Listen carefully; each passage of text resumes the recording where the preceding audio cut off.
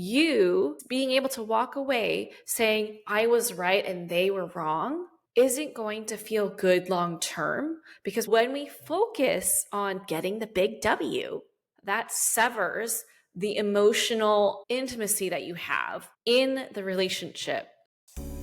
Welcome to the Marriage and Motherhood podcast. I'm your host, Michelle Perda. As a marriage coach who's married with 3 kids, I know how much parenthood could change a marriage. If flirting, laughing, and having fun together feels like a thing of the past, then I'm here to teach you that marriage doesn't have to feel so hard with your parents, and your marriage can thrive even when you're in the season of raising kids. Whether you're in a good place in your marriage and you just want to continue growing together, or you're wondering if you even like your spouse anymore, this podcast has something for you. Join me here each week as we dive into what it takes to help your marriage grow, and maybe even do a 180. You'll learn ways to handle conflict better, bring that spark back into your relationship, as well as learn how to improve other areas of your life from my lovely guest experts. Are you ready for the next stage of your life in marriage? Let's dive in. Hello. Welcome back to another episode of the Marriage and Motherhood podcast.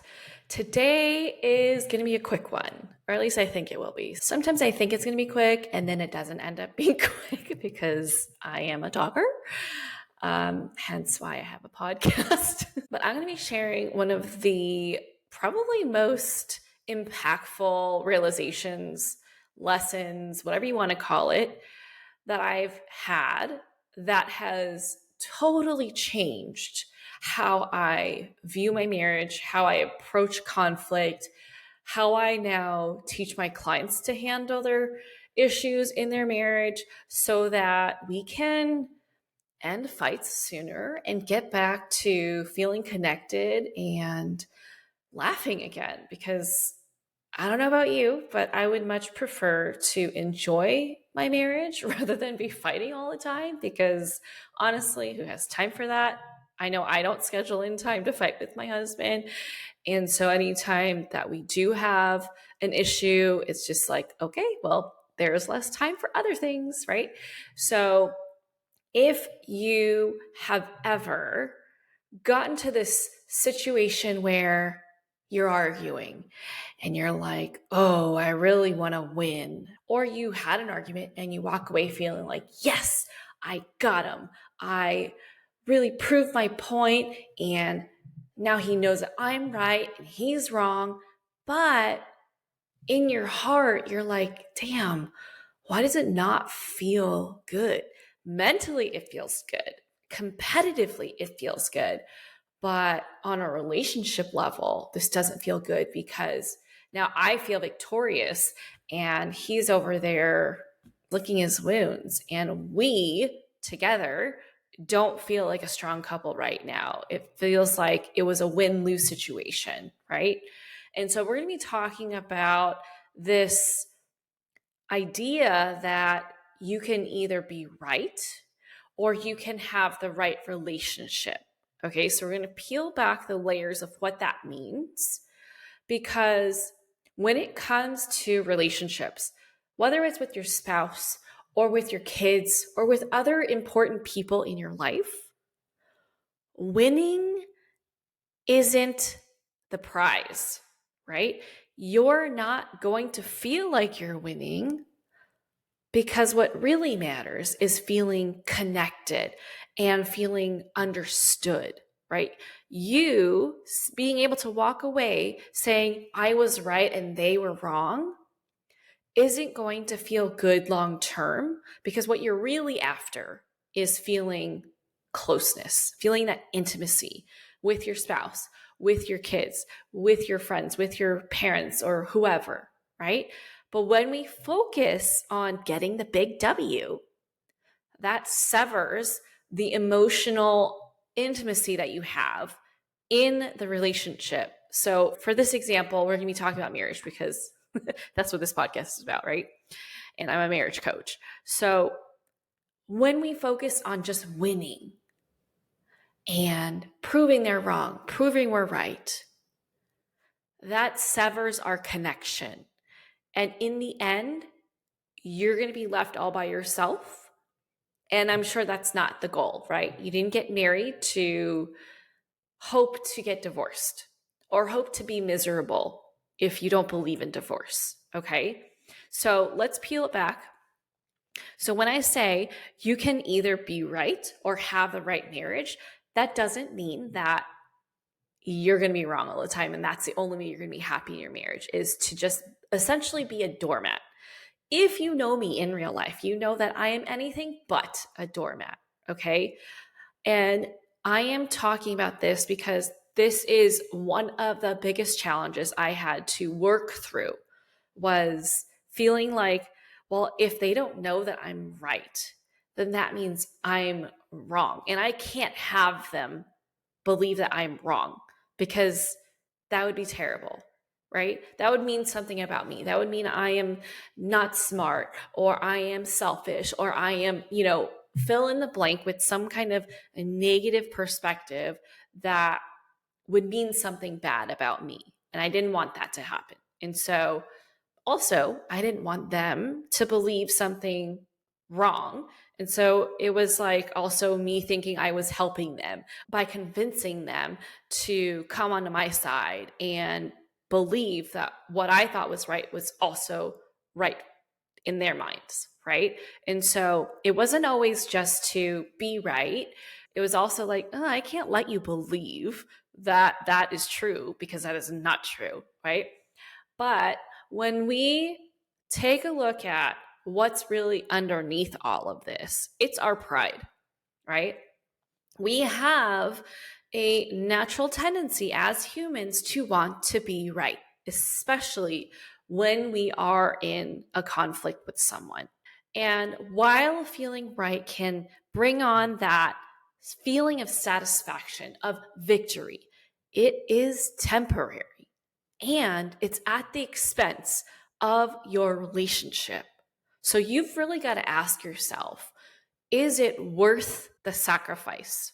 Are you willing to be right, and be right at all costs, if that cost is your marriage? If that cost is chipping away at the connection with your husband, all for the sake of being right, for your husband to essentially bow down and be like, yeah, you're right, I'm wrong. Are you willing to be right at the expense of your marriage?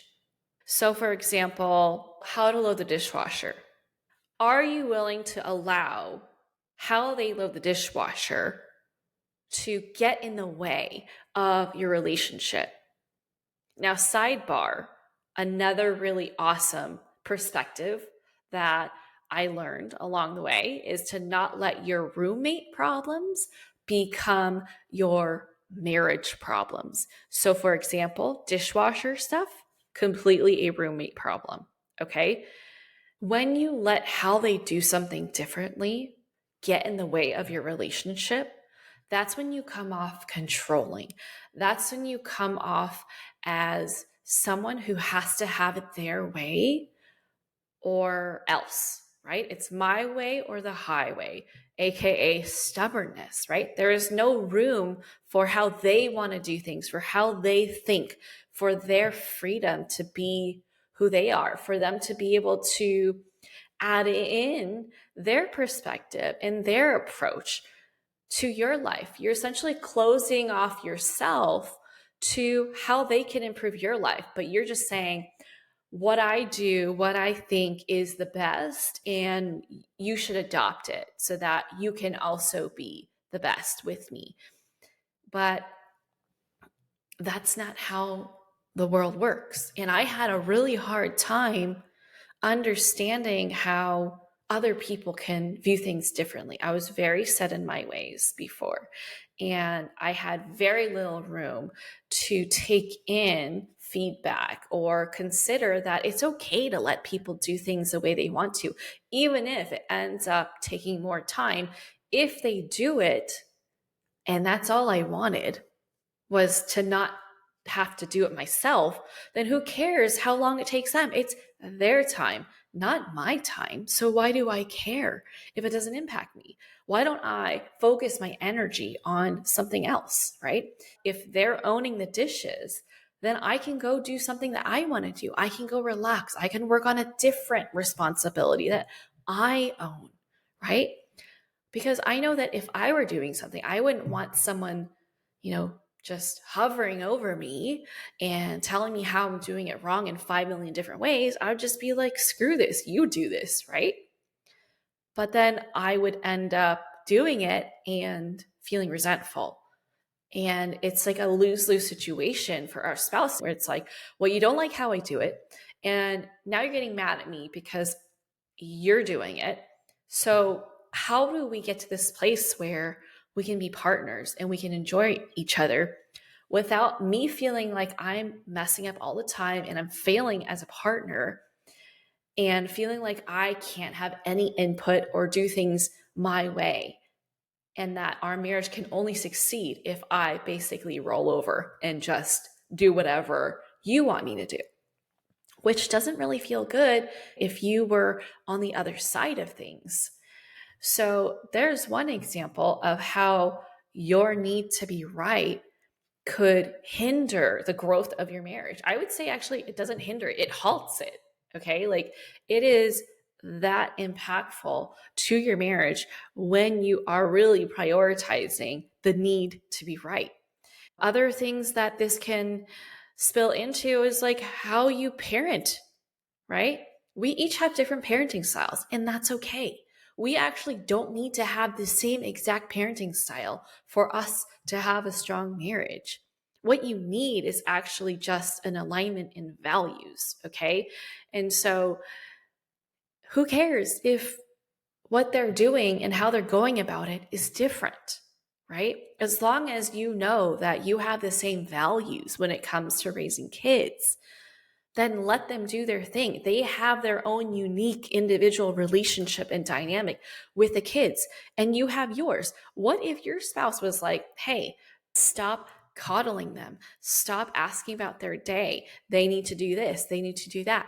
You wouldn't enjoy that. You like to have your own special relationship with your kids. So let it all happen, right? Let yourself have your relationship with them. Let him have his relationship with them, and trusting that you guys are on the same page. You're heading towards the same goal when it comes to raising these kids. It's just that you're taking different paths, right? You can always connect and ask questions to understand away from the kids so that they continue to see you guys as a united front. But really, it's going to be okay, right? Just like how they spend time with grandparents. The grandparents don't have to do things exactly like you, just as long as they're on the same page and they honor your boundaries, right? You're going to have boundaries.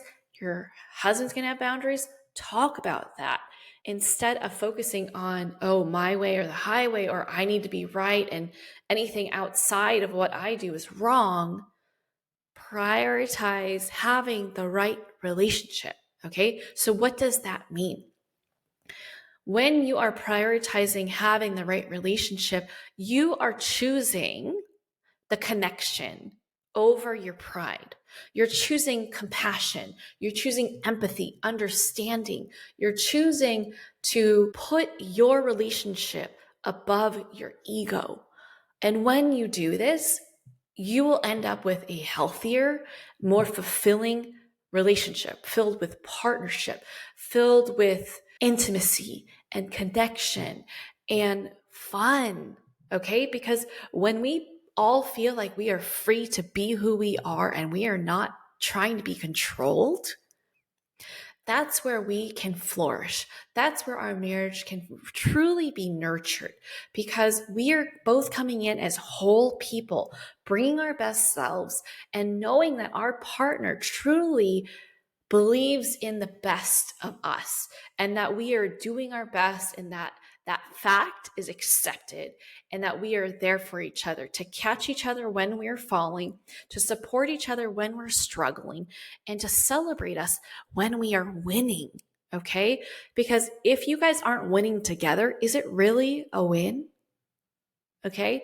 Your pride might feel like it's winning, but in your heart and in your marriage, you're not going to feel like you're winning. Okay?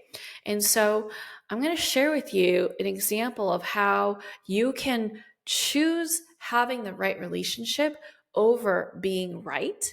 So here's an example of chores, okay? So with the dishes, you can notice and feel irked that your partner is not loading the dishwasher to your standards, okay? And when you notice that you're irked, you can just be like, oh my gosh, there's such a better way to do this. Like they could do it this way. It would be so much faster if they loaded everything all together, or if they stacked dishes a certain way in the sink and they did this and that, whatever. Everybody has a different way of loading the dishwasher, right? And you have a choice in this moment. You can say something, and you can essentially make them feel wrong for how they're doing it. Or you can choose to focus on your gratitude for them doing the dishes, because if they don't do it, then it doesn't get done, and then it kind of messes up your next morning or your next night, because there's no room in the sink and there's dishes piling up and you don't have dishes to use, whatever, right? You can focus on feeling grateful that they're doing it. And if it really irks you, just walk away. Don't watch, okay? I'm sure the way I load dishes irks my husband, but he has learned to not say anything because we can each do it on our own. He is grateful that he doesn't have to do it and that I'm doing it, right? And so he chooses to walk away. Just like when I ask my husband to cook, I'm the main cook of the house, right? But there are times when I am not able to. I literally cannot watch him because men can only focus on one thing at a time. And with cooking, I love to get it done as soon as possible. Even though I enjoy it, I also love the thrill of figuring out how I can be more efficient in the kitchen. And when it comes to cooking, there are so many ways to be efficient, right? To wash dishes while you're cooking so that at the end of it, there's hardly any, just the eating dishes, right? None of the cooking ones. And then there's prep, and then there's actual cooking and all that. And I like to see how I can minimize the amount of time it takes to do all of it, right? And so it's a lot of multitasking going on. But he does not specialize in multitasking. And so he has to do things step by step by step. So he needs more time to accomplish the same things as me. But he's more focused, he's more precise, and whatever, right? Also, he has less experience in the kitchen than I do because I love being in the kitchen and I've been cooking since college, right? And so I have to not watch and just focus on my gratitude. And sometimes it's really hard, but I have to remind myself because I don't want to motivate him to stop cooking, right? I don't want to give him a reason to not do this when I need support. And so I really have to focus on, okay, what would happen if I give him this one piece of advice, which often comes off as criticism, right? He's going to feel annoyed. He's not going to want to do it. And he's going to think twice about doing this next time, right? So is that worth it to me? No. Would I rather be the wife who's like, thank you so much, and make him feel good about what he's doing, even though it's not how I want him to do it? Absolutely, right? I want him to feel like I appreciate his efforts for stepping in as a partner, for filling in where I can't, and where he is helping me draw my boundaries with what I can handle so that I can have the capacity to connect with him at night, so that I can have the capacity to have fun with my kids instead of be a stress case that's yelling all the time, right? Because it's so easy to get to that point when you're overwhelmed and you feel like there's so much to do. And it's just like, oh my gosh, I'm so overwhelmed and overstimulated, and I am just focusing on what everyone is doing wrong. I don't want to be that version of myself. I want to be the version of myself that really enjoys my kids, that has the patience to listen to whatever they want to tell me and look at whatever they want to show me and not lose it when they're just being kids, right? I want to be able to have the patience to redirect them in a nice and fun way rather than like criticize and just kill all the joy in the room. I don't want to be that person. And so when I focus on having the right relationship and consider their feelings and how they're going to feel if I do a certain thing, that's me prioritizing the relationship. That's me factoring them in to my decision-making process, right? Instead of just doing what I feel like, because that is not always going to work out. So it doesn't mean ignore the problem, be a doormat, but all I'm asking you to do is approach the situation with them in mind, right? Try collaboration over competition, right? Because for our marriage to succeed, we have to prize connection, which means collaboration. We have to prize that over winning, okay? Because when we talk about winning, you're already putting yourself in a win-lose scenario, right? And the only way we can win is when we win together. We got to cross the finish line together, right? If we're crossing it on our own and they lose, we lose as a couple. This is a two-person team here. This is not a me versus you. Because if you're considering a me versus you situation, then yeah, you're always going to lose. You're never going to win as a couple. And I'm sure that when you got married, you got into it wanting to win together, do life together. So do life together, collaborate, bring in that compassion, allow yourself to feel those feelings, but then add them in too. Okay, I want to do this. Oh, well, what will happen if I do this? How are they going to feel? How's that going to end up? So can you consider steps 2 and 3 and 4 and 5? Not just, okay, well, I disagree, and so I want to do this. I want to say this. Let's go a step further and be like, okay, if I do that, what's likely going to happen? Are we going to end up improving our relationship, or is this going to set our relationship back?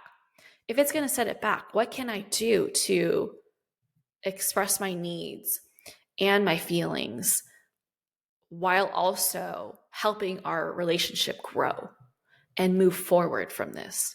Okay? The only way you can win is with both of you feeling good coming out of it. Do this, and I promise you, your marriage is going to improve. The way you navigate arguments is going to improve. The way you feel with each other is going to improve. Your emotional intimacy, your physical intimacy, all of that will be impacted positively by this. It's going to have a ripple effect. All right? So remember, ask yourself next time you feel like you're being stubborn. Do I want to be right, or do I want to have the right relationship? Okay?